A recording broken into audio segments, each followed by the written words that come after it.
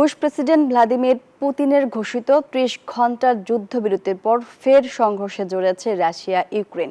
যুদ্ধবিরতি লঙ্ঘনের জন্য পরস্পরকে দোষারোপ করেছে তারা। বেসামরিক অবকাঠামোতে হামলা বন্ধে মস্কোর কাছে প্রস্তাব দিয়েছেন ইউক্রেনের প্রেসিডেন্ট।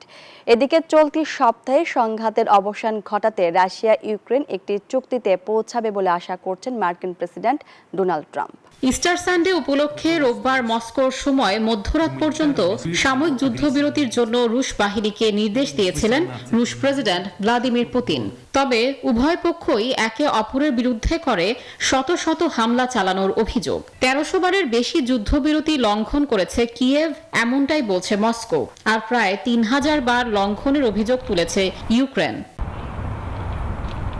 এরই মধ্যে রাশিয়ার কাছে বেসামরিক অবকাঠামোতে অন্তত ৩০ দিনের জন্য হামলা বন্ধের প্রস্তাব দিলেন ইউক্রেনের প্রেসিডেন্ট ভলোদিমির জেলেনস্কি।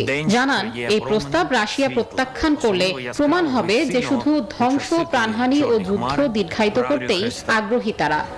বান্ডেল থাকলে প্রতি সেনমানিতে টাকা বাঁচবে। বিকাশ সেনমানি বান্ডেল কিনে জিতুন প্রতি লেনদেনে। এদিকে রোববার রাশিয়া ও ইউক্রেনে মার্কিন যুক্তরাষ্ট্রের বিশেষ দূত জেনারেল কিথ কেলগ জানালেন, ইউক্রেন যুদ্ধবিরতি নিয়ে আলোচনার জন্য চলতি সপ্তাহেই লন্ডনে ফিরবেন মার্কিন প্রেসিডেন্ট ডোনাল্ড ট্রাম্পের একটি দল। তবে ইউক্রেনের ন্যাটো সদস্যপদ লাভের বিষয়টি থাকবে না আলোচনায়। চলতি সপ্তাহেই রাশিয়া ইউক্রেন একটি চুক্তি করবে বলে আশা করছেন মার্কিন প্রেসিডেন্ট। Desk report, news 24।